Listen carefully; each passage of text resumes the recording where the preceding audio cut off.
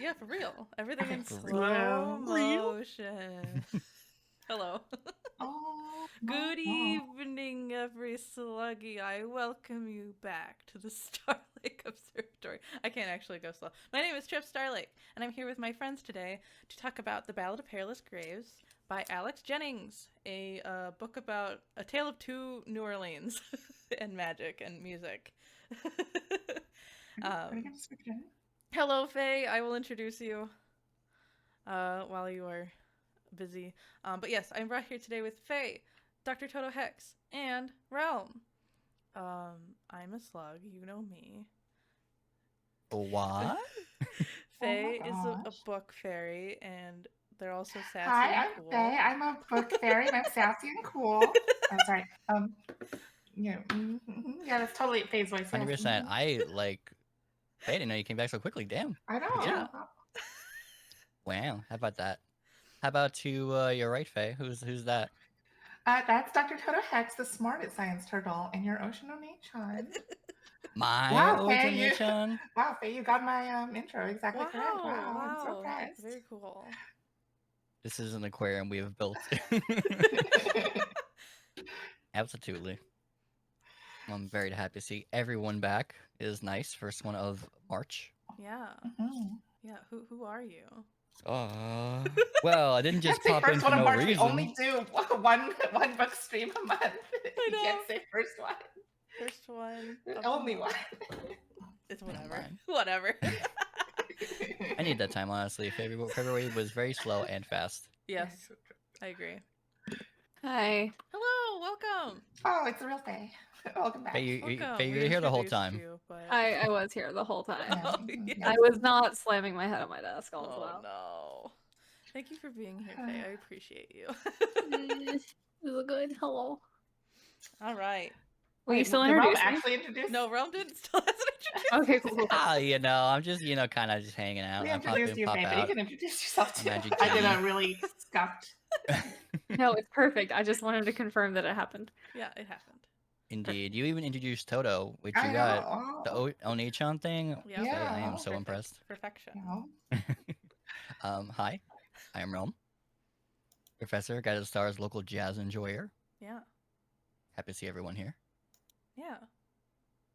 Hooray! Okay, so now Hello. let's start on introductions just long enough, I guess. Yeah. We had a good time. All right, so this time we are here to discuss, like I said, The Ballad of Perilous Graves by Alex Jennings.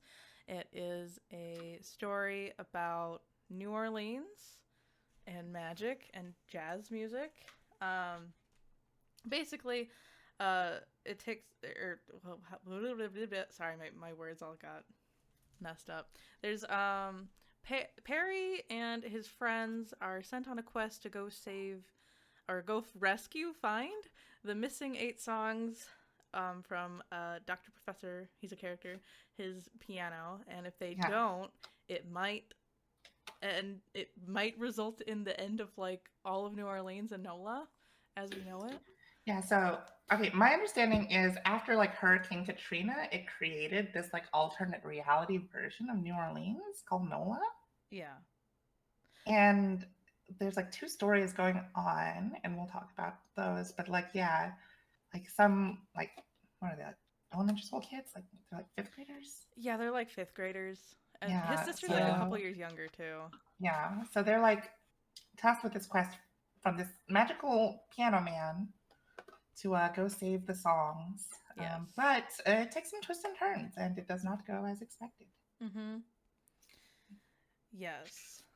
Yeah. Right, And it's when they like say the songs, they become like the songs that become like actual like people. They Although become, to like, be real, I'm not sure if like I Okay. think the explanation is kind of like it exists because of Hurricane Katrina, but I actually think both worlds existed all the time, but they started converging because of Hurricane Katrina. right. I Ah, that makes believe. Okay, so from what I understand, the city, the soul, the familial, feel of New Orleans has always been abided by the mystery, the wonder, the magic of everybody who inhabits it, music, um, feelings, families, and such, because they even referenced like earlier storms when they were bringing up different family members.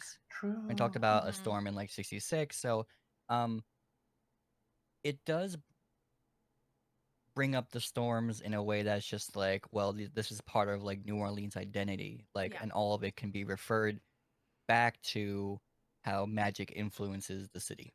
True. So it's a lot mostly more Hurricane about the Katrina, I soul. think. Yeah. Yeah, just hurricanes in general. Yeah, hurricanes in general. Because I think like its location, like New Orleans' location is just like the perfect, unfortunately, like the perfect spot for hurricanes to hit, I guess. Yeah.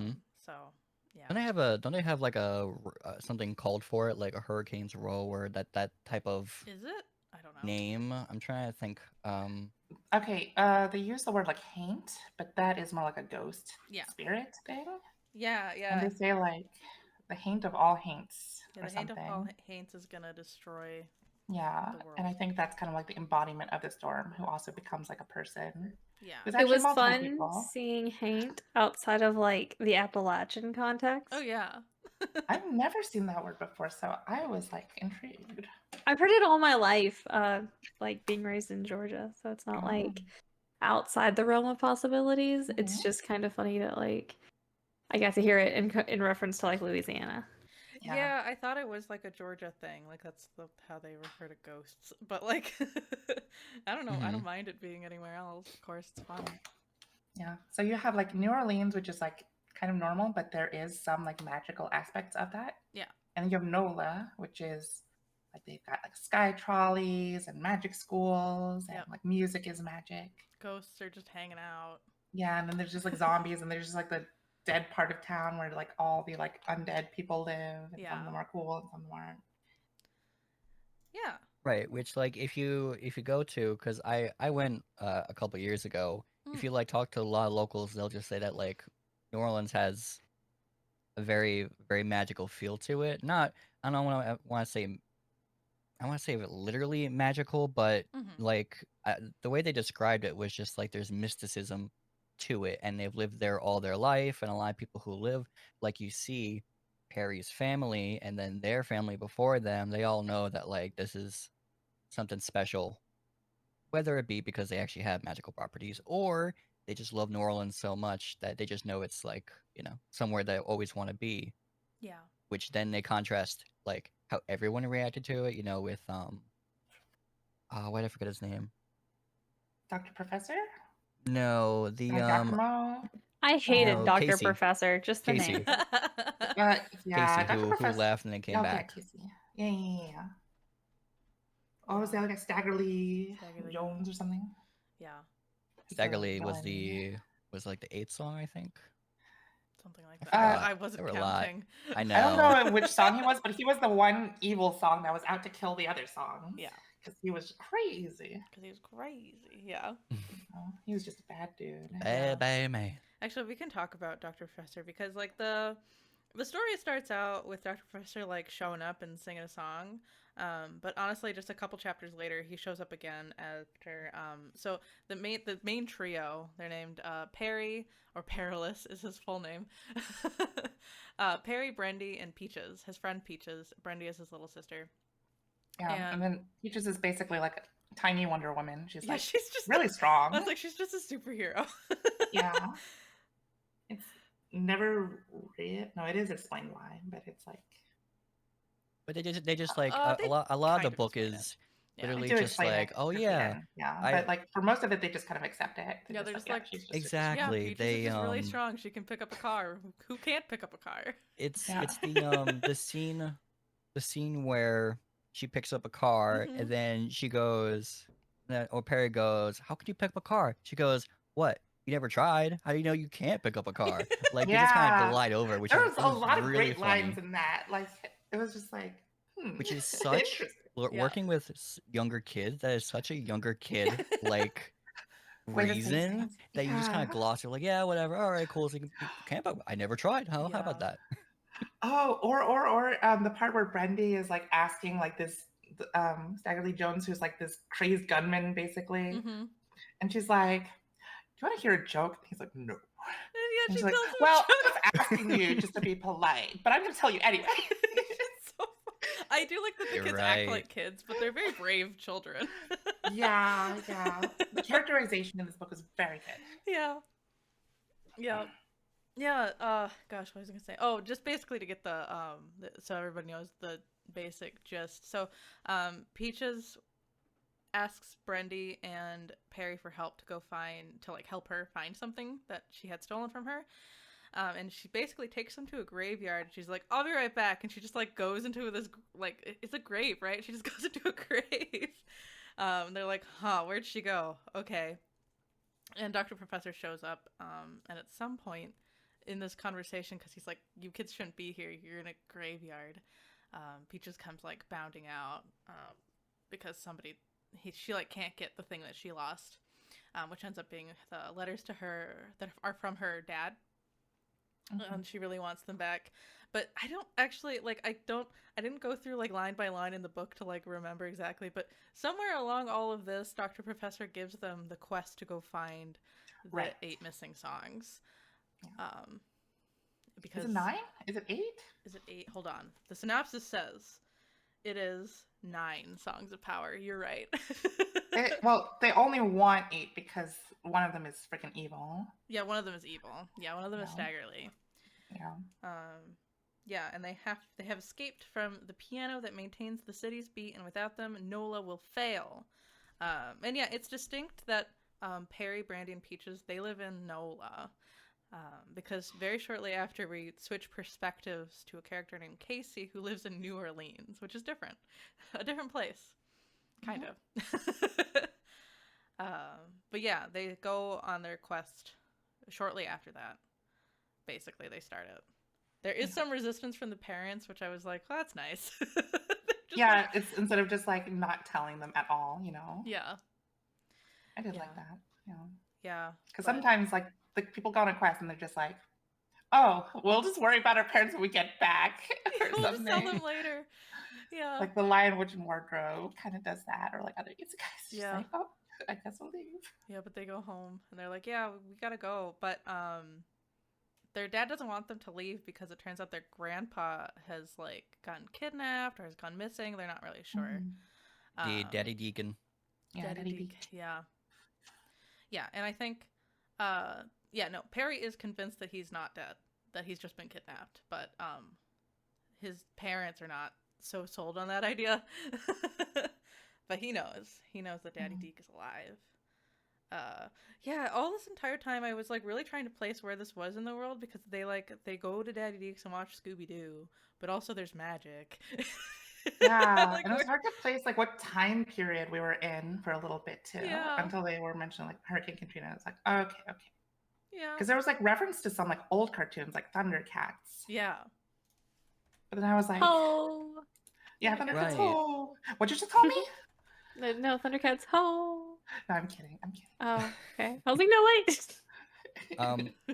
During the book, they mentioned different eras for different things. So it was a little tough Mm-hmm. to think about when this took place, but if I had to guess, I think it took place in like 2014, 2015, Yeah. because it didn't sound like technology was readily used. And there But it sound like also could just I be mean, like, remember, technology. a lot of it happens in NOLA where we don't know Yeah, they don't exactly have how yeah. normal technology is for that place. Yeah.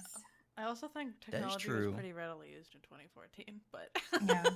I also think not as much for like the olden folks, oh true, yeah, true. because like they still had cars that at this time would be like 40-ish, 50 years old, and they reference some things that like I can see the turning point that people stopped using those things to be like the early 2010s.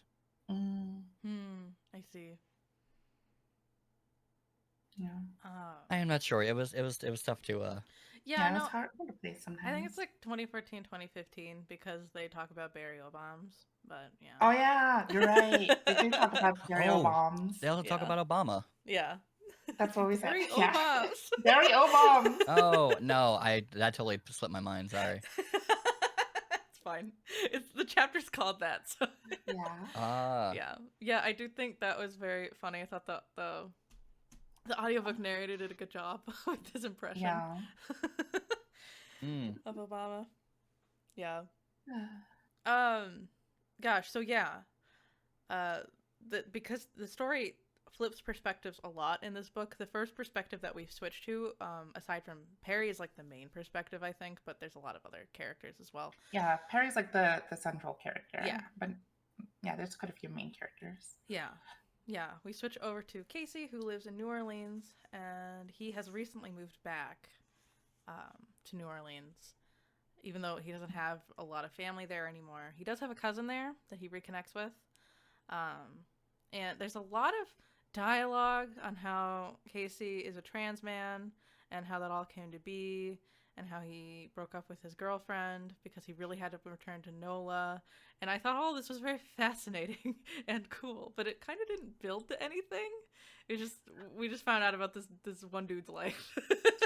I did like... wonder, maybe because it did. Sorry, I wondered because like it didn't. Honestly, it was a lot of confusion at first. Like the first part of the book, like I didn't even think there were two different worlds. You know, I just know. Yeah. Right, because they don't explain that until halfway through. Yeah, they don't even let you know. Right, so I'm like, where the heck are they gonna connect these two characters? Yeah. I did like that every time they talk about like him being trans, about Casey being trans, he's never like only like that's his like only characteristic. Oh no, right? he's like a whole entire human. Yeah, right, for sure. Exactly, which I thought was like really nice. Yeah, Because sometimes also these books do not do Right. a good job of that. That's a fair point because they did mention a lot. They kept his characterization the same. He is someone who is, you know, living in the city, had to move back, had to go there, but he was really more just like stuck between being an outsider and not, and then he's also an artist, and he just like is trying to find his own way. Right, and he's slowly discovering that his like art has magic powers in it. Right, I just felt like there was maybe perhaps this was a preference for the author to just focus on one thing in particular. So I think. Oh no, go ahead. I think that the book does a really good job of showing like a bunch of different like aspects of like African American culture, especially because it's New Orleans. They use not just like African American dialects, but also like French, yes, and like Spanish, and like a lot of different things, all to build together for this. I thought that was really cool. Yeah, I think that actually ultimately is the point of Casey. Casey represents like a real person living in New Orleans, and right. like that perspective of like how a real Black person living in New Orleans would live their life, and is affected by. I think the people in New Orleans are still affected by by Hurricane Katrina and things like that. So, yeah, that's why we get all of the interactions that we do, I think. Yeah. And like even like you get Casey's perspective as like an adult man, you get like the parents' perspective, you get like a criminal's perspective, you get the kid's perspective. Yep. You get like I guess like older religious leaders' perspective from like the wise women as well. Yeah. It's really nice to see all these different perspectives that honestly I'll be honest, I'm not too familiar with exploring because yeah, it's just not something that I've like taken that much time to look into. Yeah, that's actually why I picked this book up, because I was like, this is definitely nothing that I've read before, and yeah, not and a perspective I'm what going to I really read. enjoyed. So, yeah. I enjoyed having a new perspective. Yeah. Yeah, it's great. For that, in any case. So yeah, Casey actually has a magical power ability, but doesn't really want to recognize it. But his cousin Jalen is like, yeah, I got this magical power. Come look at me do it. And what it is he can he can paint with graffiti, and it can come to life, basically, which is kind of cool. But unfortunately, Jalen, seemingly in the real life, it seems like Jalen has like exploded in a factory fire thing. But his studio. Yeah, his studio fire. Yeah, but and naturally Casey doesn't handle this very well, but Casey's also just not convinced that he's dead. So when that happened, I was like, okay, so we're trying to find Jalen and Daddy Teak. That's cool. But it didn't like link up the way I thought it would. Not that it linked up poorly, just like very like separated. I thought it would be more like a coming together of Perry and Casey. Yeah. Mm-hmm. Yeah. Yeah. So that happens. Perry and Brendy are told by their mom that one, Grandma's not dead. She called last night. Oh yeah, she like calls on the telephone. Like she's been missing since like For like 20 years or something. Not 20, Yeah. but like a long time. yeah. But then she's like just calling on her phone. Just like, how are you doing? How you doing? I would like poop my pants if that happened. You know. Yeah, that's some real like you just do like a 23andMe, and all of a sudden your like information goes, and your like long lost relative calls like, "Hey, how's it going?" You're like, Yeah. You bitch, I I don't thought know, you were wanna talk dead. and stuff? Like not dead and stuff. What? Crazy. You have so much in common, both Not alive dead and enough. stuff. You were about to be. I feel like that's what like Stackedly Jones does, right? Yeah, that is what he does. That's true. Yeah, but no, I like that they tell their parents that they're gonna go on this quest. Mhm. They don't tell like Dad till later. Yeah, they don't tell Dad till later. Yeah, but since Brendy and Perry's mom was like part of this whole like she's a descendant of basically the like wise women of the Yes. city. Yeah. So she has magic powers basically. Mm-hmm. And Doesn't yeah. Grandma say like the kids are meant for big things? So Yeah, so they're Yeah. like, oh kids, you get to do the magic too. yeah, and they go on a little tiny quest to go find their magical item. Yeah. Yeah.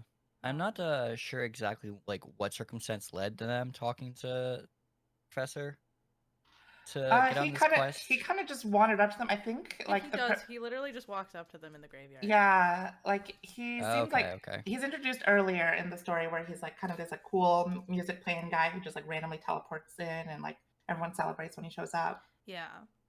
And he Yeah. kind of just does show up and he's like, hey, help me out, kids. Oh yeah.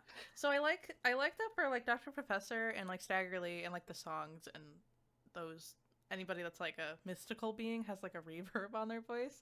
But in the book, they actually it's just italics. Like it's just italics with like no punctuation when they're talking. Like it's a Oh, separate boo, line, that's different. which is kind of cool too. It's like interesting. Not as cool though. Not as cool as reverb, yeah. Yeah. I would have liked the reverb because I read the book on my Kindle Yeah. and it was fine. But the italics, no punctuation was kind of weird because like the words just ran together and I was like, I don't know. Yeah, it's definitely a choice.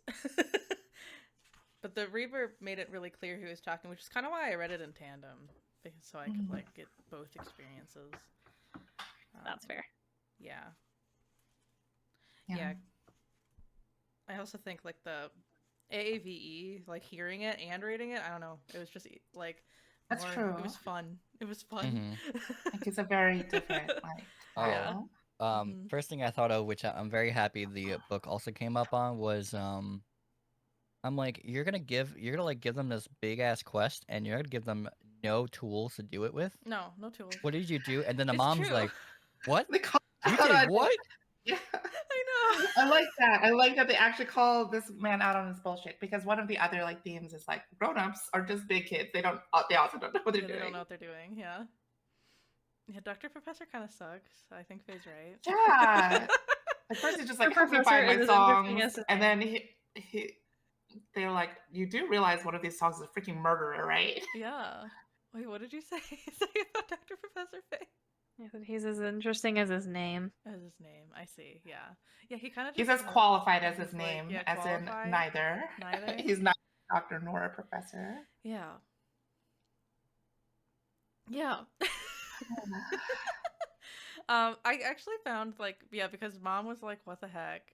She sends them on their mission, their little tiny mission to get their item. And I don't know, I found that scene to be very cool because it was like meshing like the 3 to 5 different kinds of mythologies all together. Yeah. That was really neat. Like teleport to like the Canary Islands or something, right? Yeah. Mm-hmm. Or Perry does. I Yeah, think. Perry went to the Canary Islands, yeah. And he finds his sack, his magical sack. Clickety clack. Clickety clack. Get into my sack. Yeah. Glad get in my sack. It definitely felt like at that point like an interesting take on like you the Perry picked at the sword out of the stone. He must now like take his triage of Oh, people and go on a grand Oh adventure, yeah. makes which sense. was Makes sense. cool because I was like, if it's gonna be like that story, this is a really interesting way to try to do that. Mm. Hmm. Yeah, for that sack, imagine it's like a bag of holding, but you could also like command things to get into the sack, so you can like teleport Yeah, it's like or a like trap vacuum. people. Yeah. It's So it's like Kirby. It's Kirby, but a yeah, it's potato cool. sack. Kirby works. I was gonna say it's like the Ghostbusters vacuum. It's Oh like yeah, that's it's true. a Kirby, but if Kirby was a magician and he had to say "Open Sesame" to Oh open yeah. or close it. I like Yeah. how we're creating more complex. We're making it more complicated than it is.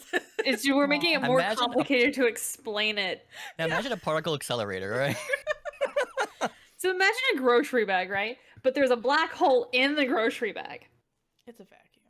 And also has a name and a personality, and it goes back like 400 years. Yeah, I'm pretty sure they Me make too. a "it's bigger on the inside" joke towards the sack. But I don't know. Maybe I'm wrong there. There's a lot of references to like every nerdy thing, Everything. every Yeah. nerdy thing ever. I like that they never say Perry is nerdy though. No, they don't. They never actually say that, right? No, he They- talks about superheroes all the time. Yeah, but no, he's and not nerdy. They show it. This book does a really good job of showing that telling where they show Yeah. that like, hey, Perry, like what was I gonna say? I'm gonna say something. Perry like pays attention to people. He's like notices when like someone's trying to teach him a lesson and he's Yeah. very respectful and he's kind of like timid. They do a really good job of like showing all this stuff instead of just telling us. Yeah. Actually, I flipped to a thing where Perry's trying to sound cool, and he says it sounded like the kind of thing the Blue Marvel would say as the Ultimate Avengers mobilized against a new threat. Like, no one thinks that unless you read tons of comic books. I thought that was really cute, actually. Yeah, I thought it was cute too. It was a really nice like touch on the whole story, I think. Yeah. And then Brandy goes on a more simple quest, and she gets a rock by It's a magic rock though. it's a magical rock. Yes. She's kind of unhappy about it because she doesn't know her mom knows what the sack does, but doesn't know what the rock does. Yeah. So she's like, "Oh, my rock is lame," but it's not lame. Yeah. It turns out it's like a little like I'm gonna come up with a terrible analogy again. Not like golem. It's more like a shapeshifter. Yeah, it's like a shapeshifter. Yeah. Mm. Yeah, it's like a shapeshifter, like familiar. Yeah. Yeah, that works. Yeah. Yeah. I really wished she had been more mad about the rock. She was pretty mad. She was pretty mad. I mean, she was pretty mad. I want like Elmo levels petty though. You know what I mean? Like I wanted her to be as mad about the rock as Elmo is about Rocco. I mean, she didn't wait, stop the have you sass. She was But sassy you didn't the read whole the way through. audiobook, did you? Because in the audiobook, she gets pretty mad, and then she has that whole like she blows up at Perry. Yeah, she's like, this no dumb old rock's better than Perry's sack any day. That's true. Yeah, Oh, and then okay, she yeah, also no, in like the blows book, up about Just Perry didn't come about off like that way, I guess. Yeah, it doesn't She's come like- off that way in the book. I Yeah. agree. she starts getting mad at him of like, you always get the good stuff because you're older and you're a guy, and Yeah. you also like Which is quit in the school. book, but Yeah, but Yeah. like they used to go to the same school, but then he changed schools because he got traumatized after. Okay, I don't really understand this part. Who is like the judge character who like scares him on the train and tells him like he can't do music? I think that's Casey's OC. Oh. I think it's his OC that he's drawn before, and it like Oh. has come to life in the other world. Oh, Mm. Yeah, because he. well, that's That's fucking weird. weird. Yeah, I think. I'm pretty Well, sure. he did say it was gone. Yeah, because he like left he's not in the graffiti picture anymore, or the whatever, Uh-uh. not picture, but you know what I mean. Yeah, there's like living graffiti. Yeah. I think so. Because a couple of things seem to come to life, and Casey recognizes that and is like, "Oh, I can use the characters that I created to help me once he finally makes his way over to the other side.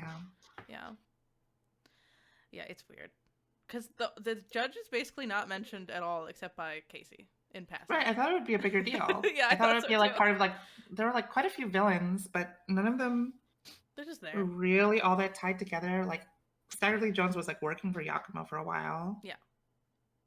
But then he kind of has like a not change of heart, a change of motive, I guess, because he doesn't really become a good person. He just happens to like not shoot them. Yeah, he stops Yeah. fighting against Yeah. them.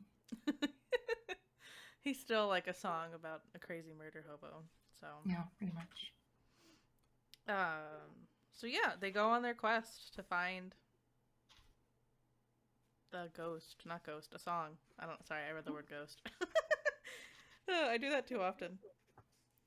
And I don't know. I think Staggerly basically shows up. It's a big battle. They go underwater at some point, right? Yeah, I think it's to try and hunt down Staggerly Jones or Yes. something. Yeah, they're trying to hunt him down. We go to like a nightclub that's underwater, Mhm. and there's like a catfish, and Mhm. it's like described like Mos Eisley Cantina. Yeah, totally. Mhm. That's what it is. But yeah, that's where we get the idea that the storm is coming and that it's going to be really bad if Perry and Peaches and Brandy don't take care of it.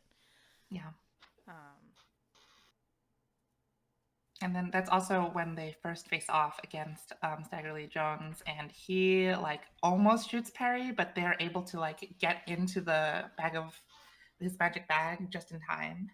And yeah, so away. they hide in the bag, Oh. which they don't even know that they're in the bag at first. Mhm. They're just like falling and screaming, like I don't want to die. But eventually, they figure it out. Perry figures it out, and they escape the bag. Casey also always thinks that, like, oh, this is just like that one superhero. Now that I'm thinking about it. So Casey knows things are weird and kind of just starts to notice that things are not what they seem in New Orleans and starts kind of following up on I don't actually understand what was happening here. It was like his current girlfriend knew somebody that was connected to the other world and like they went there and he got advice, but then Perry's grandma and mom were there too. I think that was like I don't know. yeah, you're right. It was confusing. I don't know how he got there. Because it never said he like switched worlds there, right? No, I don't think he did switch worlds. It felt like it was like an in between. Yeah. Yeah. Maybe like that area was just like an in-between kind of world. Yeah. Because it did seem like is it like Madame Rue or something? Yeah. It did seem like Casey was like, she's always talking about things that don't make any sense, but maybe she's just talking to people from the other world and like other people can't see that. Yeah, I think that I think that makes way more sense actually. I think that's what it was, but no, I was confused there too. Yeah, I was like, I don't know. I'm just gonna keep reading at that point. Yeah, so Yeah, a lot of the magic systems in this book are pretty soft. So yeah, they're very soft. it's like Yeah. it's very malleable and you kind of just like are just like in for the vibes. You don't have to think too hard about like how exactly does this magic work. Yeah, they do. True. Before I knew it, she was there. It didn't feel very natural. Yeah. Yeah, it was interesting. I think, oh heck. Yeah, I guess after that, because we're moving quickly and that's totally fine. I think it's good to go a little fast. They escape the bag again, but they come out in like a junkyard, right? Mm-hmm. Yeah, they come out in a junkyard. There's a robot. I was confused about that part too. Like, what was the point? I don't know. The robot? I don't know what the thing is. I understand the point of Casey and going into lots of Casey's backstory Right, and the details. I don't understand the robot at all. Yeah, there was like a guy with a robot, and it goes through his backstory, and I was like, "Ooh, okay, cool. Yeah, Is he gonna help them out?" But then no, he's just an kinda observer. disappears.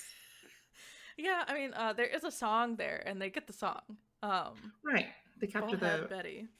yeah. So like again, like all the runaway songs have become people, Yeah. and that's one of the reasons why like Dr. Professor thought it was okay for them to go on this quest because he didn't realize that the songs had all like come to life. Yeah. Yeah. Yeah. They all came to life and they're all doing things. And I think I don't know. Does anybody know what the Well, robot represented? I don't know. I don't know if he didn't know they became real people. He knew that in order to be No, he says that off on the though, leash, because when they had to be changed into a different being. They yeah, had to know it. So but when he's talking to the old ladies and the old ladies are chastising him for like sending the kids on this quest, he's like, "Oh, there's no way that can happen because like Staggerly Jones isn't like a person. He can't actually hurt them." And then they're like, you clearly are not up to date with the news here because he is very much very physical. much so a person. He has like, yeah. or not, I guess not a person, but he's like achieved physical form. Yes, he's basically. around. Yeah. got it. So they're like, yeah, you done fucked up. Yeah. Sorry, I don't mean to like make fun of AAV or anything. It's just hard after like listening to this book for so long No. to not say it in that way. No, I don't think you're making fun. You're just saying it the way it is in the book. It's okay. Yeah. Yeah, and I think, yeah, they get Bullhead Betty, and then, and I think shortly after that, Staggerly shows up and Peaches fights him. Yeah. And it's They go one on one like Super Saiyan fight. 1v1. Oh my god, it made me laugh so hard. I don't know who, but someone like puts their hands in the shape of a Hadouken. That's how it's written as, and I was like, what if you don't know what that is? Now you have to Google it. Yeah. They're like, oh, is this some sort of other like really important like African American heritage kind of No. ritual? It's weeb shit. Yeah. Oh, Thundercat, is that like a mythical creature? Yeah, it is a mythical creature. It is, yeah. I do like Thundercats. Furries are mythical creatures, kids. No. Yeah. I think Hadouken kind of gets a pass because Street Fighter is like the most well-known fighting game. Yeah. But yeah. It was just funny to see it there. Oh, it's actually really important in Latin American heritage. Of course. Oh, Aren't you okay. British though, Dan? How do you know that? Also, I didn't realize while reading until I actually read a chapter of Casey's instead of listening to it. I didn't realize Jimena was written with an X as the first name, and I thought that was really cool. Yeah, that's true. That's a problem with It's audiobooks just- is I never know yeah. how names are spelled. Yeah, it's like a more older Mexican way to write it, I think. It's just kind of neat. Yeah. Anyway.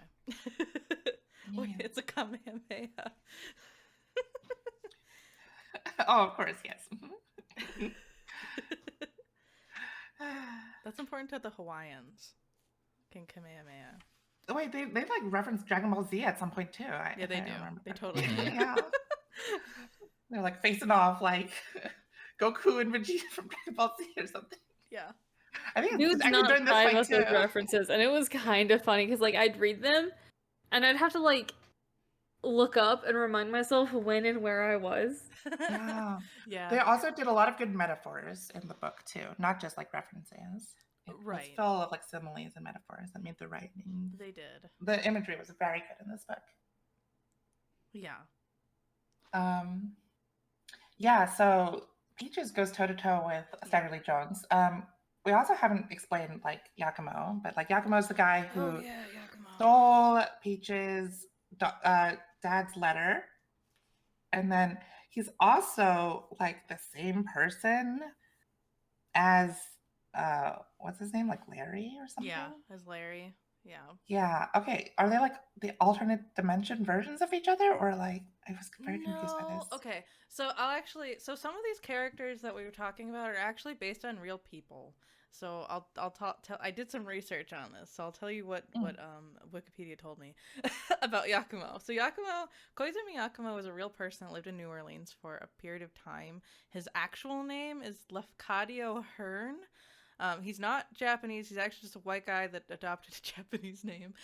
But he lived in New Orleans for a period of time, and he's often credited as the person who brought the idea. Like, he spread the idea that New Orleans is a place of magic and mystery. Like, he made that popularized in books and media. He spread that out, and he's also often credited as bringing Japanese culture, like in Japanese books and stories, to the West as well. So he's a huge weeb. Yeah, he's a huge weeb. Yeah, and he's also the villain of the story. Yeah, and he wants to destroy New Orleans, which is weird. It's weird, yeah. But yeah, he also convinces Stagger Lee Jones to basically hunt down these kids. Yeah. And Stagger Lee Jones also just wants to kill all the other songs and like bring an end to New Orleans because he's very nihilist. Yeah. It's kind of funny. I don't really know why Yakumo is the villain based on like the history of what he does, but I guess he's like the source of magic in a sense, I guess. I don't know. I think like at the end they were like, no, like you were supposed to be the chosen one. You're not trapped here. You could leave at any time you wanted. Yeah. You're supposed to be like the bridge between worlds. Yeah. How could you do this? How could you do this? Yeah, he was supposed to be the bridge between the magic. Yeah, but he thought he was like trapped between in between the worlds or like in NOLA, and he was like, this place sucks. I want to go back to like regular New Orleans with my family. Yeah, he didn't know. But he didn't know. Tragic. Yeah. And then he just became crazy. Yeah. And became like the essentially, storm yeah, incarnate. especially during those confrontation scenes, like with Daddy Deke and everything like that. He was just like, well, what if you wanted to go? Well, that's not really a choice now, is it? Like, he just low key is going insane with his circumstances. Yeah. Yeah. Yeah, you're right.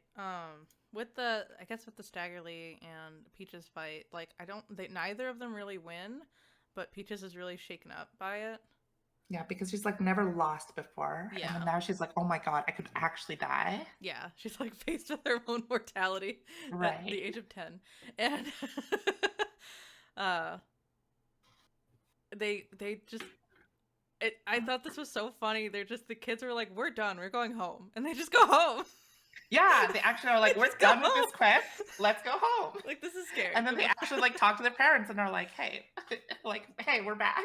We didn't finish the quest. Yeah, I think it's great. Fuck you, actually. Dr. Professor.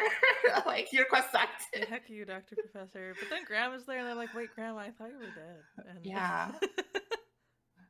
And I guess we didn't really mention like Perry's supposed to be a character. We haven't really mentioned his characterization because he's been like this shy, timid kid who like doesn't believe in himself. He's very shaken up by basically he was studying music at school, which is like the source of magic in NOLA. But then on like, I think it was like a bus ride, that like graffiti hanged judge like shook him up and was just like, get your music out of here. And he's like, I didn't do anything. It's not me. Stop it. It's not me. Yeah. So then he quits his school, and then he just like doesn't believe in himself at all anymore. Yeah. And Peaches is kind of like the wild child, like just like random like Huckleberry Finn kind of girl, where she's just like shows up whenever she wants to, doesn't go to school. Does what she wants and gives him a lot of courage. So it's really nice in this moment for him to give Peaches that courage, especially since like they can see that he's very gifted and he has like a lot of potential, but he just doesn't see himself. Yeah. Yeah, and Perry and Peaches have like a nice heart-to-heart, and like Peaches is scared, and Perry's there to actually comfort her too. So it's nice. Yeah. Yeah. And they have a little like romantic relationship. Yeah. As far as 10-year-olds can get. Yeah. Yeah, but it was like a really cute. Nice. Yeah, it was exactly. earnest, It was though. cute. Yeah, it was earnest. earnest, It was sincere for like, especially for a 10 and 12-year-old who don't really know like what love is. It's just like that. They literally say like that fuzzy, I don't even know feeling. It's something in their chest that goes like, you're the calm to my storm type of thing. And Brandy teases her older brother about his crush like all the time. Yeah, like constantly. It's so good. Yeah. It's Like- like that's exactly how kids act. Yeah, like Peaches only finds out that Perry likes her because Brandy is like making fun of him. Yeah. I do appreciate the sibling energy. I liked that a Oh lot. yeah, yeah, it was good. Good banter. Yeah. And honestly, it was a believable romance. I think was the most important part because sometimes it's like these characters have like no chemistry together. Yeah. They're just like randomly getting together at the end. But no, they had really good chemistry as friends, and I think Mhm. that made it really work. Yeah, yeah, they trust each other too, which was nice to see. Yeah. I think they head back, and Brandy goes to sleep as well, and it's Yeah. before that, Staggerly has like this whole thing where he's like, "I'm gonna kill this song," and the song is like, "And what of it? I don't care." And then Is it like Tipsy Tuesday or something? Yeah. Okay, I forget the exact name. Yeah, no, you're But yeah, no, he goes. One thing I did like of that scene is he goes into this like nightclub Mm-hmm. in I think like real world New Orleans Mm-hmm. or something. Or I forget. I don't know if it was real world. Or I don't if it think was it's NOLA. real. Okay. Yeah, I think it's Nola stuff. But yeah, like the beatboxers and like the DJs, their music is also magic. And he's like, "What the heck is this?" Yeah, what is It's like an happening? old song. Yeah. He's like, "What is this crazy magic? It's so powerful." Yeah. I mean, enemy territory. They'll discover at any moment. The way that they inundate these people with this music, it's like an army drill. Like it's so crazy. Yeah. Yeah, that's really But funny. then It just he- reminded me of like an old person who doesn't know like what's up with the life. Yeah. It's just an old person who turned on the radio to the wrong station for the first time. Yeah. He's like hearing trap music. Yeah, right. Who is this Betty Sorry. Wasp? I punched my All mic, kids these apologies. days. This artist, Edom, they're awful. Right. Adam. Yeah, I hate Adam. And whose feet anyway? Oh my god. But yeah, he basically becomes like a crazed gunman and Yeah. starts shooting up the club. Yeah. So like again, like you do get different perspectives of like a lot of different like African American perspectives. Mm-hmm. Some of the violence, but also like Daddy Deke is like jailed for most of the story. Mm-hmm. And yeah, you get this like it doesn't really like what am I trying to say? One thing I do like is that they didn't make race really a part of it. You know, it's not like Yeah. it was about racism. It was just like these are things that happen, and this is the emotions that go through people's heads Mm-hmm. when you have this one. Yeah. Yeah, I had a thought and it flew away from my brain. It'll come back to me later. But yeah, he goes and then he tries to like kill that song, and she's like, "Well, do it. Like, you're not as tough as you think you are. Like, you think you're so strong. You Yeah. think you're like because you're violent and because people are afraid of you, that means you are in control. But you're just Yeah. as like you're just chaotic and you have no idea what you want." And so she like basically like shocks him into shooting her, and then he's like, "Oh no, I didn't actually want to shoot her just yet." Mm-hmm. And he feels like even though it like really shakes him up because he's like, even though I am the one killing people, that doesn't mean I'm in control. It's Right. that death was like out of his control. Right. Man, I'm glad that you listened to this yesterday because I took notes, but you got it all fresh in your brain. Really? Wow. It's great. No, I'm happy because there are things I'm forgetting that you remember. Oh. Yeah, no, you're totally right though. And he kind of like reflects on it and turns a new leaf, sort of. Mm-hmm. Yeah. Yeah. He still goes to hell, but like Yeah. he's like He still more tries okay with to it. do better while he's around. Yeah. Yeah. Or he like just stops randomly killing people and he's like, what am I actually trying to do? Yeah. Yeah. What's the Because purpose of he it? then meets up with Brandy. Yeah, he goes and visits Brendy. Yeah. So And random. then Brandy is like it threw me through a loop. Yeah. Brandy's like, I know this is a trap, but like Yeah. I'm gonna go with you anyway because I'm like a sassy little girl who has like no sense of like danger. Yeah, she is. You think you slick gunman, but you can't fool me. Yeah. Right, which is so funny. They mention it at least a few times. They're just like, I think Brendy may have said it to Perry, or the vice versa, or like his mom to Brendy or something. Be like, you Mhm. gotta know the difference between brave and just pure stupidity. Yeah. And then here we are, Brendy's just like, I don't know what you're talking about. It's like, Yeah. what's good? Yeah. It's so good because like there's one chapter from Brendy's perspective where she's like, I know this is a trap, but I'm gonna go with him because he might give us a lead on Daddy Deke.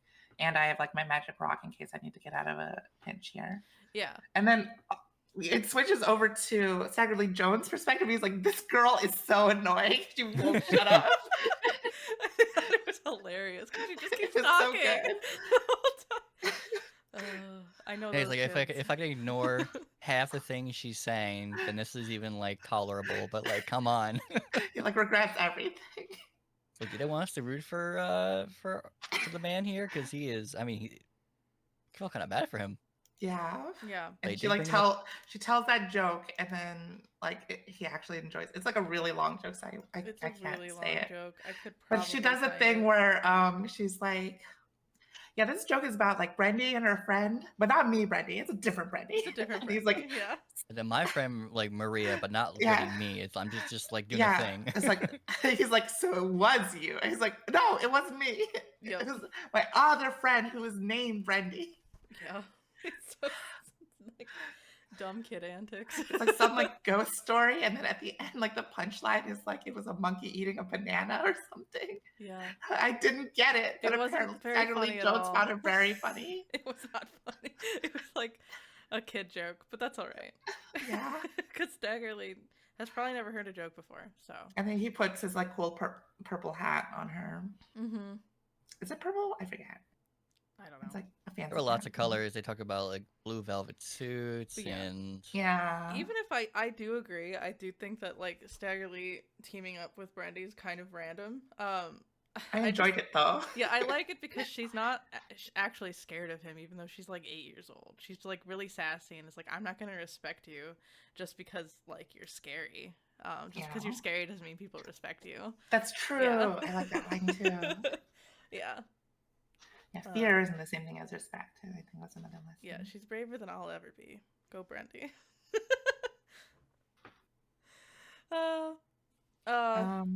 Peaches goes back to the dead. What is it called? The dead side of town. Yeah, there's like a dead taxi and a nutria is driving it. A zombie nutria or something. Yeah, zombie is driving it. I had to look up what a nutria was. Like, it's like a type of like beaver. Yeah. And in between that, Perry is talking to his grandma about how he can possibly like save the world, basically. How he could possibly do that because it seems impossible. And Grandma tells him that like there's a weapon in the bag that can help him, but it's very dangerous and it could kill him if he uses it. And actually, we totally forgot to mention all of this. Casey joins the team. Casey joins the team at some point. We forgot to mention him because he doesn't really do a lot at the end. He's there. He kind of helps a little bit. He gets Jalen back. Jalen's like, "Woo! I got magical powers! Woo!" And then Jalen proceeds to do like nothing. Yeah, with Jalen's them. hanging out. I mean, honestly, Casey. I really enjoyed Jalen's story about meeting Barack Obama. I know.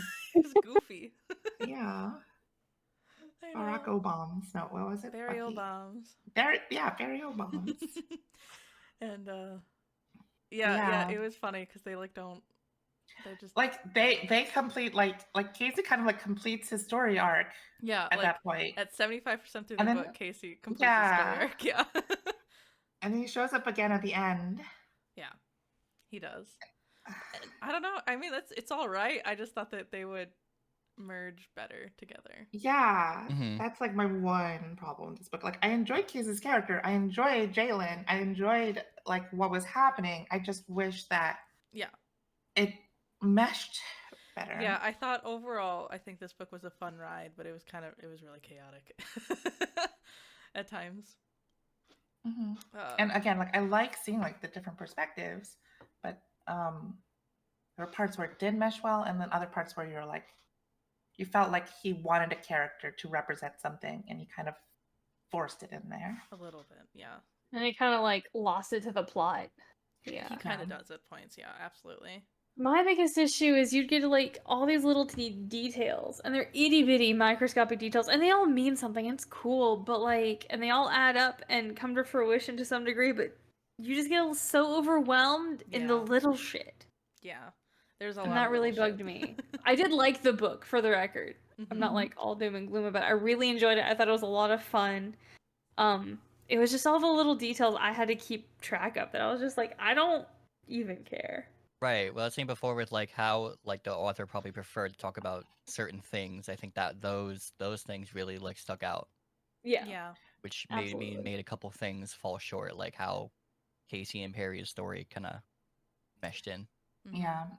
I like that's why I said earlier off stream, this would have worked really well. And it still will work really well if it turned into a graphic novel. Absolutely. The author actually Because you could include said all this in an detail interview without he initially having to say it. scripted it as one. Yeah. Oh, that makes sense. Yeah, it was It initially was going to written be very one. well though. Like Yeah. it's I love the prose. Um and I think the characters are written very well. Mhm. It's just like the story, unfortunately, is the weakest aspect. The characters, the setting, the culture, Yeah. all of that is great. Yeah. Yeah, I think even though the ending confused the heck out of me, I still thought it was interesting. We should probably talk about the ending just a little Yeah. bit. Spoiler warning. Spoiler, the ending. I mean, the whole thing is this big spoiler. It's a book That's discussion true. stream. But like it's like the ending spoiler. Mm-hmm. So I'm just trying to like break up our sections here. no, you're good. You're good. Spoiler book ends. What was I going to say? Oh, so Perry decides to go into his Clack and sack to go get the weapon that he needs to get. There's like a lady. Everybody's like playing instruments in this little area, and I don't exactly remember, but he takes this Elysian trumpet, and it feels alive in his hands, and he knows that he needs to like use his musical magical powers to save the day. And so he leaves the Clack and sack. And there's like at this point I do get a little confused because the perspective changes like every page. And it's like, whoa. Yeah. It's like, I whoa. feel you. The ending kind of lost me there. Yeah, it keeps going back to Yakumo, but we already discussed his entire like bit, basically. Dead as dead does. Yeah, they all kind of converge at one point. And then I thought that they were going to like have their final fight, but they don't. It's just that Peaches and Brandy and Staggerly and I think Casey shows up at some point. They all converge. And then They kind of do like an Avengers style like final showdown against. and also like they are in like this little area where Brandy's dad is also there and Daddy Deke is also there. Yeah, but Daddy Deke like died and he's a ghost. Yeah, like Yakumo like killed Daddy Deke. Yeah, he did. Yeah. Yeah, he turned him into like bugs or something. It was kind of gross. Yeah. Kind of gross. But it's okay. His ghost is alive, or yeah. taint? I don't know. Yeah, and so Yakumo gives his like it's not very long, but he has his like evil monologue. Like, of course I'm crazy. I've been trapped in this awful world. That's not my New Orleans. And there's just like, you're not trapped though. You're not trapped though. And he was like, oh well, I'm still gonna destroy the city anyway. Yeah, like I'm just gonna do it anyhow. And Perry uses the Elysian trumpet to save everyone, basically. Yeah. They sing a song, and then it's kind of like implied that Peaches is also a song. I think It's not implied. Mhm. It's like said, she is right? one, right? Yeah. Yeah, They say she it, is yeah. a song. Also a That's why song? she's so strong. Yeah, that's why and she's stuff. supernaturally strong. Yeah. Yeah. Yeah. I was like, okay, that's cool, but like, But huh? what? Huh? Yeah. It's also like they've known Peaches for a long time, so like, how did Dr. Professor not notice that Peaches wasn't in the Human? piano? Yeah. Or that too. It's like I realized that she was a song at But some point. I don't but think she was one of Dr. Professor's songs. Yeah, I think she's yeah. like she's an older song. She's Yeah. like an ancient song that incarnate. Yeah. But also her dad is kind of like a real person. Kind of.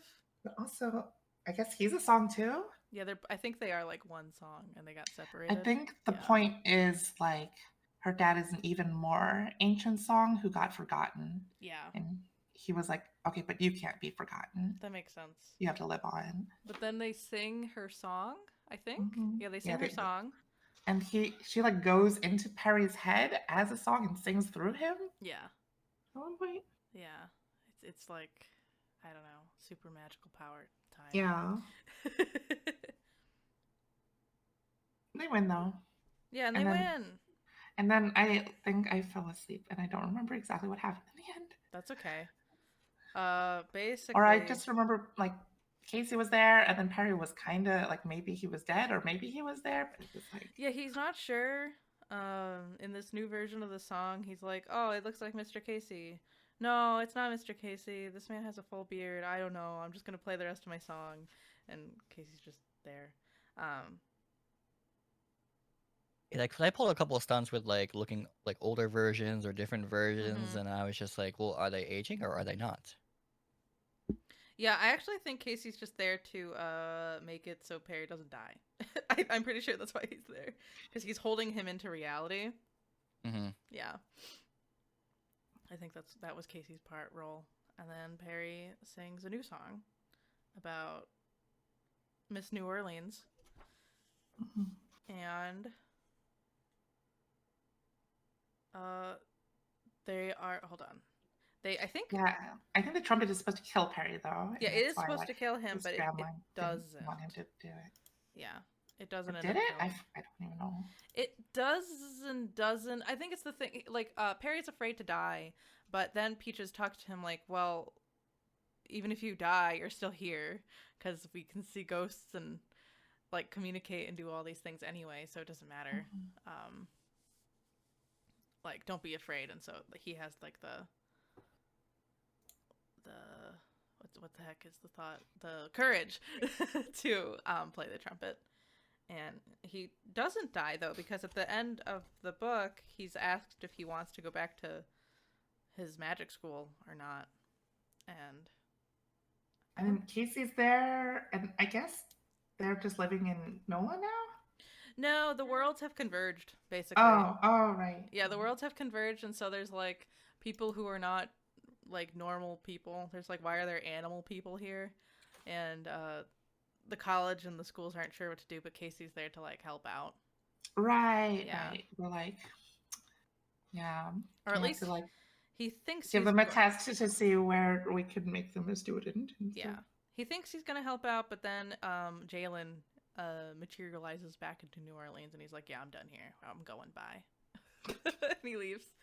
He pieces out. And they hang out. And yeah, Perilous Graves has been invited to the Delgado Community College for Spellcraft and Sorcery. If he wants to go, but he's not sure he wants to go. He thinks he talks to somebody. He talks to a preacher about the things he's been through, and if other people's stories matter as much as his own story, kind of thing. But really, all that matters is he's like, he just tells the preacher guy to go away, and he's like, "I'm just gonna live my own life." Even though the preacher says that the storm is eternal, he didn't defeat the storm. Everyone you know will be dead someday. Just so you know, 10-year-old child. Perry just watches him go. He shrugs. He takes a sip of Coca-Cola, Yeah. and then he opens his eyes. And I think it's implying that he's deciding to be alive, like not like to be in the real world Yeah, again. and I guess it's like a callback to like him being scared off by the judge earlier, and now Yeah. he's like, Yeah, and then a preacher's "Well, trying to scare him it's fine. off. And he's Yeah, like, I'm not whatever. gonna be scared anymore." Yeah, and that's the end of the book. Ta-da! Ta-da! It's pretty chaotic, but it was fun. Yeah. I really enjoyed this book. Yeah. is I think the people here in the chat, you should definitely like give the audiobook a listen. And I feel like you guys would enjoy it more now that we've kind of explained what the book is about, because going into totally blind is actually It quite is a lot. confusing. It takes was a lot. Because Yeah. like the first like third of the book is pretty slow. It's like building things up. And they don't explain anything until like halfway through. They don't explain that there's like two separate dimensions at all. They actually don't ever Mhm. say that there are. You just kind of realize that there are. Yeah. You're like, oh, okay, we're doing like multiverse stuff. It's an here. interesting way to Cool. tell a story for sure. It's definitely more show, not tell. Yeah. You know? Yeah. And I think oh yeah, I didn't say Dr. Professor was actually based on Professor Longhair, who is like a rock and roll Hall of Fame jazz pianist from New Orleans. But I think it's almost like insulting to Professor Longhair because Dr. Professor's kind of lame. So like, oh well. But yeah, that was another person that was based on a real person. And honestly, there's probably more references that I didn't get or didn't recognize as anything or didn't find in my small amount of research. But yeah, there's a lot of I don't know, just love for New Orleans in this book, and you could really feel it, I think. Yeah. But yeah. Yeah. Do I have questions? I think my only question... Oh yeah, one of my questions was going to be, do you think this would have worked better as a graphic novel? Because that's what he wanted to do. I think the answer is kind of yeah. But I didn't even know that. Yeah. I think this would be an excellent like graphic novel. Yeah. It'd be so fun. The art of the cover is already so fun. Yeah. Yeah, also there's like an entire map in this book, but the map doesn't matter. It's just there. You can tell that this author really loved his world building. Yeah, he liked his world a lot, which is good. Which is cute. And Yeah, it really love shows the that world he enjoys too. playing in it. Yeah, I think that the world was really cool. I just wish that the story, it wasn't a bad story. It just didn't feel cohesive at the end. Because we talked about like Casey like on and off throughout the story, but like, you know, like a good like third of the book is Casey chapters. But then at the very end, he kind of like helps them fight Yakumo. Yeah, he does. I think he's just the stabilizing factor, honestly. Yeah. Because he's the adult that's not an adult. Right. He's just a big kid. Right. But then he doesn't really do much else. Yeah. That's okay, I guess. He just like summons all of his graffiti to like defend them while they're playing the horn at the end. Yeah. He also says he wrote this book. He was unintentionally tasked to write the blackest fantasy that he could concoct. And I think he did that. Honestly. I think also it reminds me of, so I've read a lot of Octavia E. Butler's books, who's a very famous black sci-fi author. And she says all the time in interviews people are mad at her for not writing books about slavery, and she's like, there's way more to me than just like being a black slave. Like, I'm also not a black slave, you know that, right? Like things like that. So I think it's great to have these stories that are just about just straight up joy and culture instead of suffering. I can agree with that. Yeah, I thought that was great. Because I don't know. I've thought about it a lot because like I like American Girl dolls a lot, but one of the only black American Girl doll for a long time was a slave, and I felt so bad. I felt that was like a travesty because she was just suffering, and everyone else is like, I don't know, going to their birthday party. And we didn't get like a different one until like, I don't know, 2010 or something like that. Oh my gosh. So like having something like this be around so people can pick it up and feel connected with their culture and it's not suffering. That's great. Yeah. Sorry, I went on a big tangent. No, you're right though, because it explored a lot of aspects of like life without looking at like, oh, it's so sad that like they had to face all of like this racism and we should like feel bad for them and stuff. Like there's like hardly any white people in this book. Yeah, I think that's great. And it's like they like mention other races, but like it never is like the main conflict.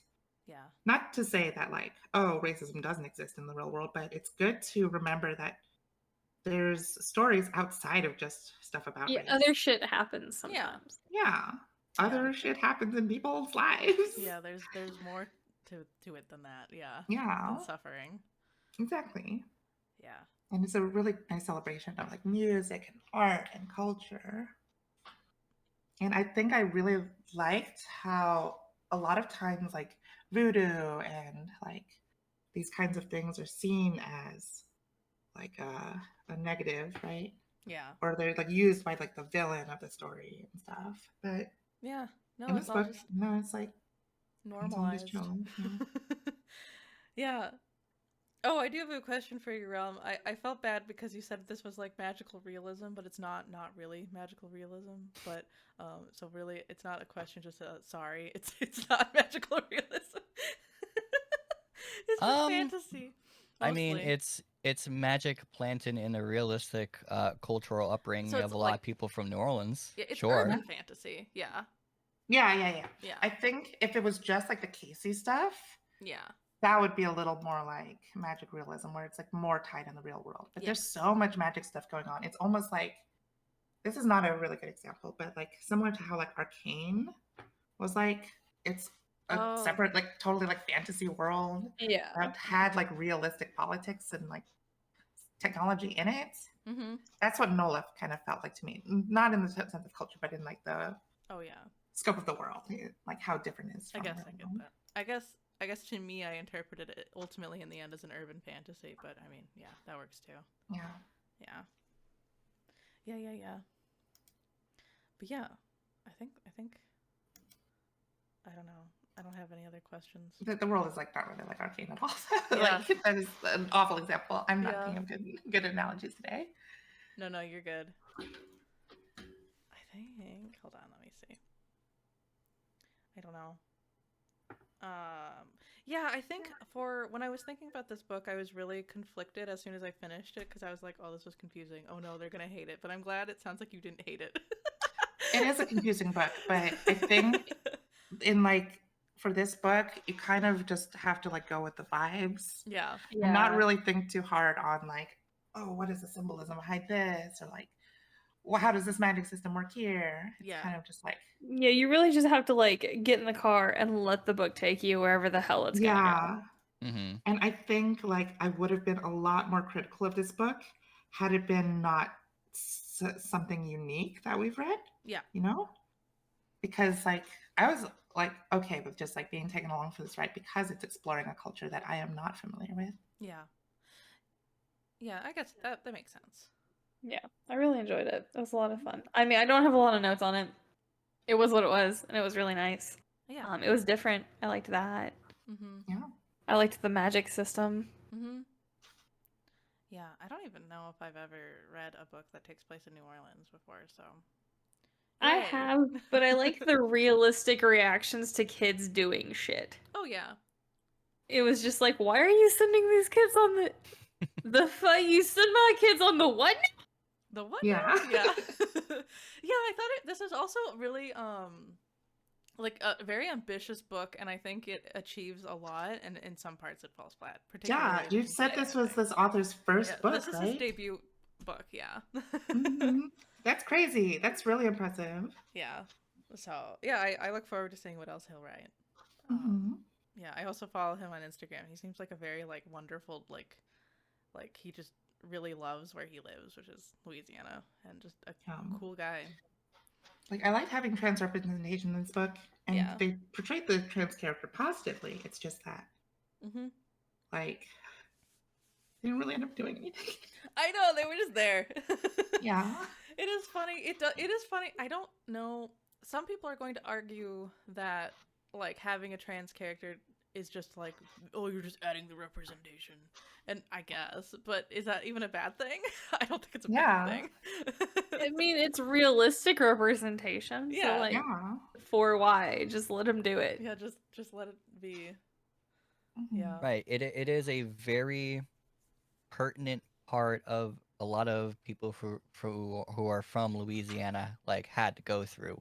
You're getting the Yeah. full aspect of, oh, people never leave versus, oh, hey, this happens to be what some people had to do. This is Yeah. the feelings of some people, like they feel like the government failed for, Hurricane Katrina, so some people had to go and then come back and then feel ostracized, and perhaps they used that as a way for, Casey to Yeah, become it wasn't that Casey try to wasn't a good become someone else. character. It was more like Casey wasn't used enough. Yeah. Like they explored the trans aspect, they explored his artistry, but plot-wise, he didn't really do anything. Yeah. Yeah, it's more like his backstory is more important than what he does, and that's okay. Yeah. Yeah. Some people are there just for context. Yeah. Mhm. Yeah. Just for context and like to get another perspective on New Orleans. Yeah, Because I that's really true. think the author just wanted to like come at New Orleans from like every single possible angle. It's true. Mhm. So yeah, I think it is good. I tried to find like a particularly negative review to share that was funny, but none of them were funny. So I failed. Yeah, I went looking too, and I was just like, "Wow, you're being really mean for Yeah, like everyone no was like reason." really mean. Wow, and, that like, doesn't like, hold the water. The only Wow, one you're that just I thought, rude. The only one that I was like, okay, that's funny was this book was maybe trying to do too much, and maybe, Yeah, well- but I was about to say, is there a review you did like? I like my own review. Yeah, I like this All right, book well, club review. coming from someone who didn't read any of the reviews, what's the general consensus? Is it that they do Um, too much, or is it something else? No, I think the general consensus that I can see is people think that it is a fun book. It's a fun ride, even if it's confusing. I think yeah. There are a few people that really didn't like it, but it is what it is. Mm-hmm.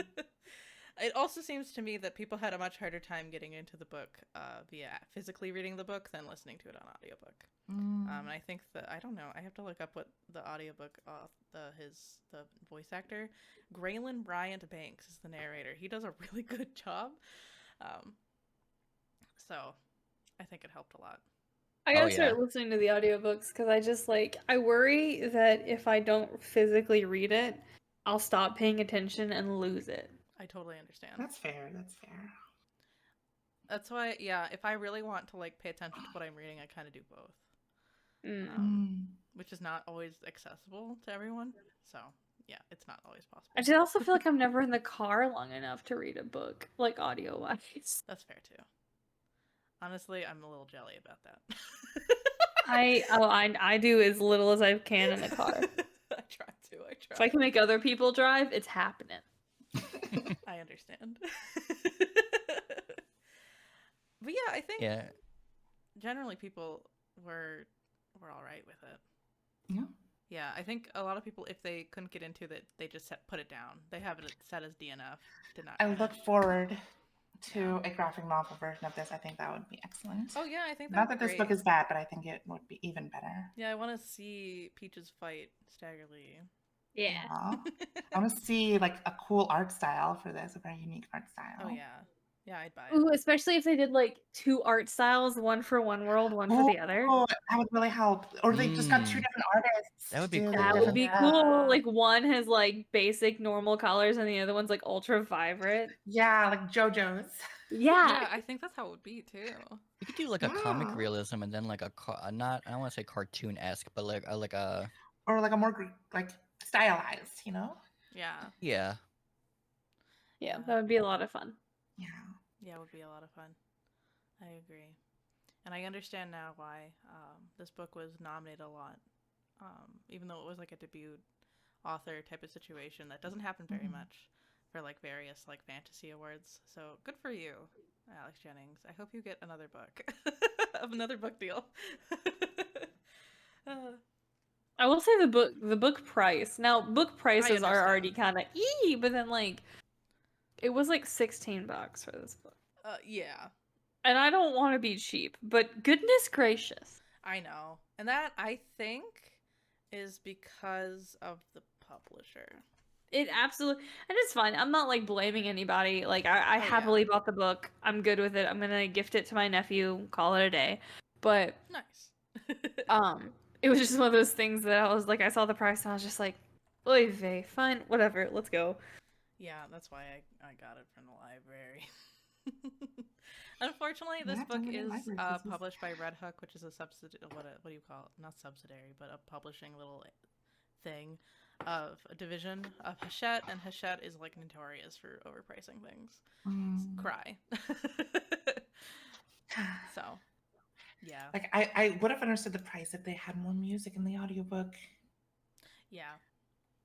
I was promised music, and there was some great music, but There it was only a was. little bit. Yeah, I feel bad because like I wasn't that far and I was like, there's music and it's really cool. Yeah. And there wasn't more. I wish like when they got to the parts with the songs, they actually like sang the songs, you know, when they were capturing the songs. Yeah. Okay, wait, there were 9 songs, but like in the end it didn't really matter because they didn't catch all the songs. They Did didn't. they? I think they And some of them caught. just freaking died and never came I do back. appreciate that they're like, F it, let Louisiana be stormed. I was like, oh, Choices, okay. But I do Yeah. appreciate the like real life consequences for like in book actions. Mhm. I do hate that they're blaming these kids on that, but you know, it's fine. It makes sense. It happens. Yeah. But it was kind of funny that the kids were like, F it. Yeah. Yeah. This quest sucks. And they get mad at Dr. Professor too. They're like, you set on us a pretty fucking terrible quest here. They're not wrong though. The This quest stuff is did ass. suck. So like, yeah, it's like, why would you give a quest to like 10-year-olds? Okay. I know, where there's like they have to hunt down a gunman. Like, Yeah. what the fuck? Like that's scary. Of course they're scared.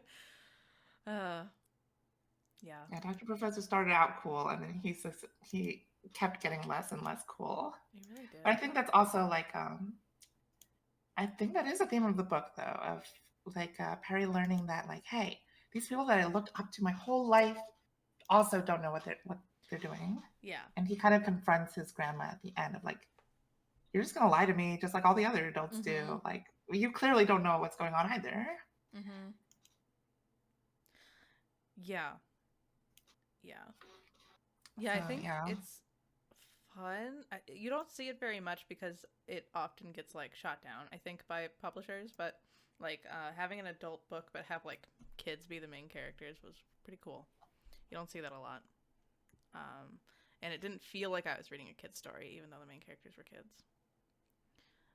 To me, anyway. And that they were so realistic. Honestly, I have played a character in a tabletop roleplay game that was like, this situation is too much. I'm going back to the hotel. And like, I could really relate to these characters. It felt like a very realistic reaction, which is why I thought it was so funny. Because Yeah. like even I like have a breaking point where I'm just like, no, I'm going home. No. This is look genuinely ridiculous. Well, yeah, because it was like they weren't like promised anything other than like the not the destruction of their town. But you know, I don't know. Yeah, why weren't the adults doing it? Why didn't Dr. Professor do anything? Yeah, it's like why He did we sent them on have this to do quest it? and he Yeah. didn't really do anything. Yeah. Yeah. Very fun. Okay.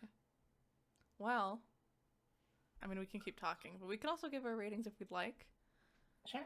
Sure. I think I've said everything I wanted to say about this book. Oh yeah. I'm gonna. So I I have a lot think of I'll give this opinions on this book, one. I think I'll give it an 8.5 out of 10 Mhm. for a star rating, my personal rating. I thought that the magic system was really cool, even though we had like gripes with the plot. The characters are really well written and really like their personalities shine through. The descriptions and the prose are very good. He uses a lot of nice metaphors and similes and references to nerdy stuff. Yeah, and maybe I would have a less high opinion of this book if I was more familiar with like New Orleans culture. But because this is my like first exposure to it, I thought this was an excellent way to get introduced to it.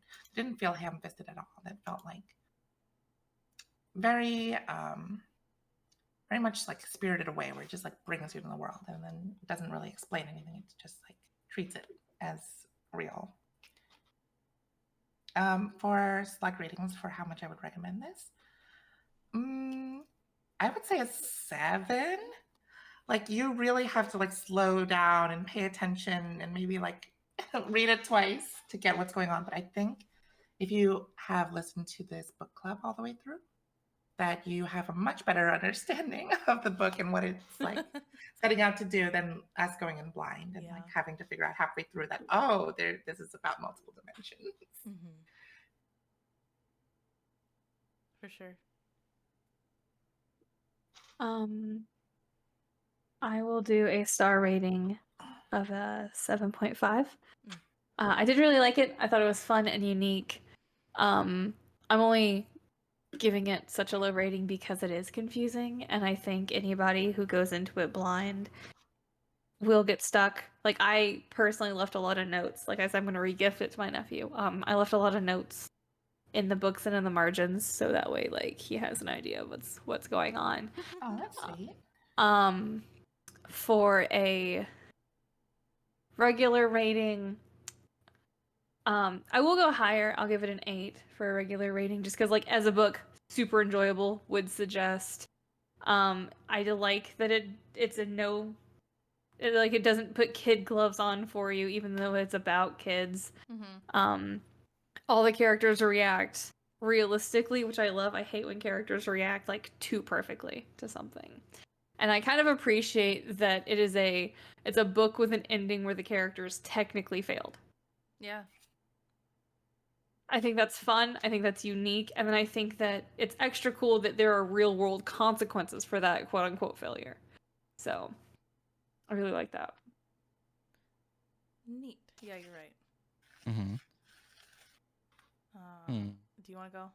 You can go. I think yeah. I was just getting because there was a lot. There's a lot to this book, which is not a bad thing, but like paying attention was pretty hard, and I listened to this in different times, like regular speed, and I had to speed it up because of time constraints, and both had different reasons for why I liked listening to it that way and why I did not. I think my personal rating, I'm gonna give this.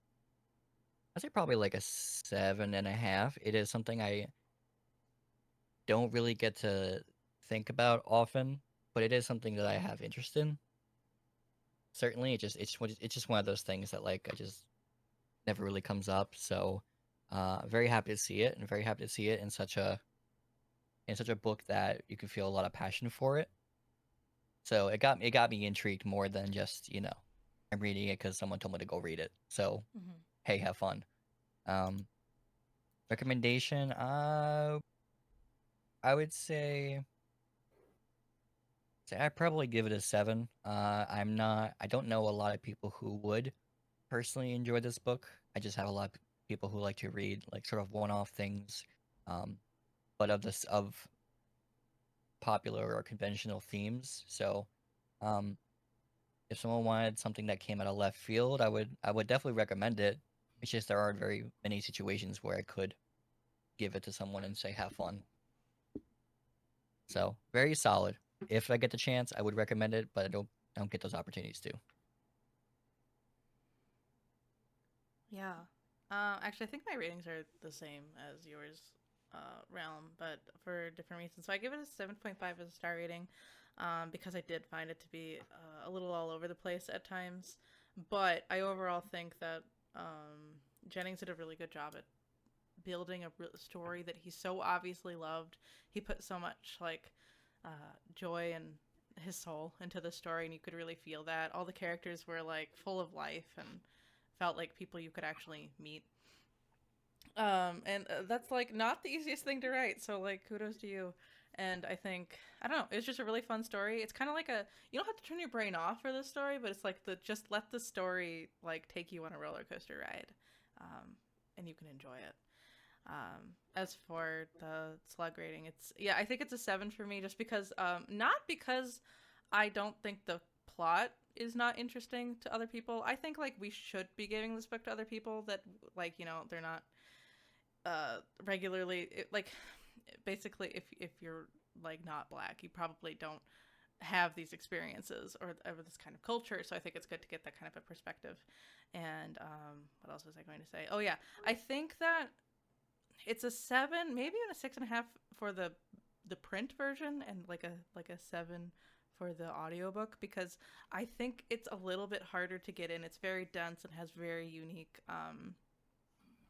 structure for the writing of the book, and I think that's cool. But if you don't read a lot, that's going to be harder to get into, I think. Yeah. So, yeah, and I think the audiobook narrator does like a fantastic job at keeping you interested in what he's saying. Mhm.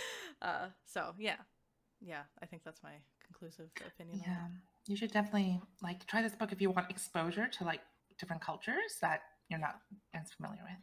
Yeah. Yeah. Yeah, because I mean, I think even if I was familiar with a lot of the concepts, I don't see them that much.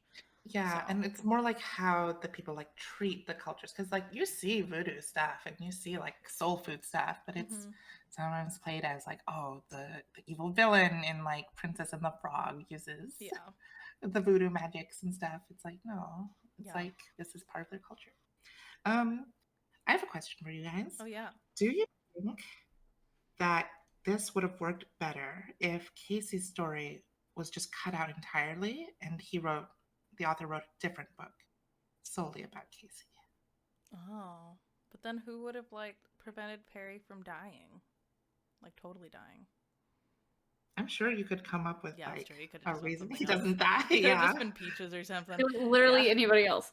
Yeah, Um, like from a very like behind the screens kind of like thinking method, like you could have just like not made it cost his life.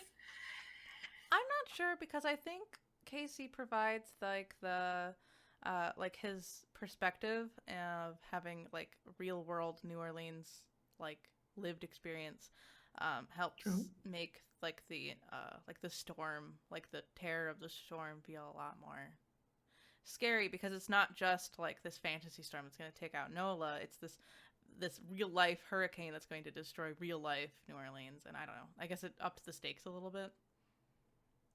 I don't Makes know. sense, makes sense. Yeah, but I it would like be him in okay. there. Yeah. I, you know, I would keep him. I don't think there's anything wrong with having him in there. I do kind of hope that he's in there just to get another book with Oh, them that'd be being the main fun. character. I think that would be Oh, cool. we get a second book that's just about Casey. Yeah. That'd be neat. Yeah. I don't know. What do you Hmm. think, Realm? I definitely think Casey's contribution would warrant a song level character, not another Hmm. co-protagonist. I think Casey's story could have been a separate book. I Hmm. see. 100%. I mean I like where they came from for Casey's story because that was, I mean, for people who aren't in the US, that Katrina was significant for a lot of people for a long time. Like growing up, it was Katrina, and then it was like stuff that happened in Haiti, Mm-hmm. um, and then like Japan's stuff in like 2011. So like all that stuff, those are like the major disasters that people like rallied against for um, in American culture, so it meant something to a lot of people. Um, so I'm happy they included it. It's just, I feel like it could have been given to a different character, and it could Silly have thing helped, though. and it didn't need like the investment that Casey required. But Mm, Casey is cool enough where I think they should get their own story. Mhm. yeah. Yeah, I get it. What do you think, Toto?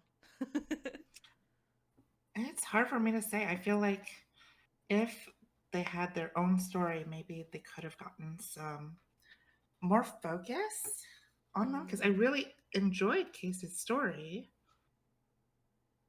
It's just that a lot of the times it felt like disconnected from the rest of the yeah. story. It didn't mesh as well as I would Yeah. have liked it to. Yeah, I Yeah. agree. It kind of just makes me sad because I thought Casey was pretty cool. Yeah, like I like the character a lot. It's just that they didn't, and I like the way they portrayed him as a trans man who like wasn't just a trans man. He had a lot of other stuff going on. Hmm. Yeah, yeah, I guess I can't because he has like he is actually a pretty complex character and we really get his entire backstory. And we actually don't really get Perry's backstory because he's like 10. But like what backstory does he have? Other than like being scared of Judge on the train. Mhm. So I don't know. It's interesting that we get such intricate details about Casey's life. So maybe there is a book in the works. Who knows? Yeah. Yeah. Yeah, I don't know. That's a good question. I think out of all the characters, Casey would deserve it. It is almost the same situation of the last book we read, Bookshops and Bone Dust, Yeah. where you're just like, yeah, no, like I could have totally. The characters are cool, but I don't think it's just like the Perry show anymore. I think it's time for someone else to step in and give that world like more legitimacy. Oh yeah. Yeah, I mean, I wouldn't be surprised if this author writes like something totally different next time too. I mean, who knows? Oh yeah. Yeah. That's true. But yeah. Thank you all for coming to stream and hanging out with us, and thank you, all three of you, for reading this book with me and talking about me with it. I Of was really course. scared that you wouldn't like it. I'm glad that you liked it. It was a really good suggestion. Something totally Yeah. did not see I coming, don't know why I and was so it's scared, new but and like I like that we've shit on enough of Trip's suggestions that she's like, I don't want to suggest anything anymore. the No. only Well- reason I would be scared at a book suggestion of yours is if you suggested something with like a lot of vampires, and then Oh my I'd be like, gosh. wait, Trips, what's wrong I with would be you? like, who are you? Yeah, literally. What have you done? Abducted. We'd Call the be police. fearfully concerned, not like, oh, I can't believe it. This rubbish. You should probably come to my house and make sure that I haven't been like doppelganger replaced. Yeah. Would you even Mhm. know? I don't know. Ooh, we'll set up some key questions for the Oh future. yeah, Casey, we totally forgot to mention, but Casey like meets his alternate reality Oh yeah, self. he does. Yeah.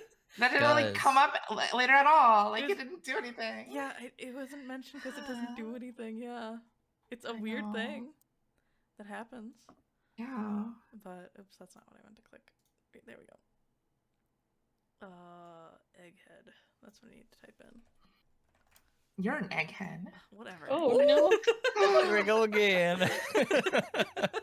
No, I'm joking. I love egghead. I had to update. Toto this on now, Trip's whatever. violence. Yeah. Turtle on slag violence. No. Oh no. Turtle on yes. bunny That's violence. literally like the two slowest beings. Who's gonna like get to each other first? I don't know. Only Yeah, time but will tell. we're gonna be caught up with One Piece next time. That's crazy. Yeah. Except for Faye, because Faye refuses to read One Piece. Yeah. It mean. That's fine.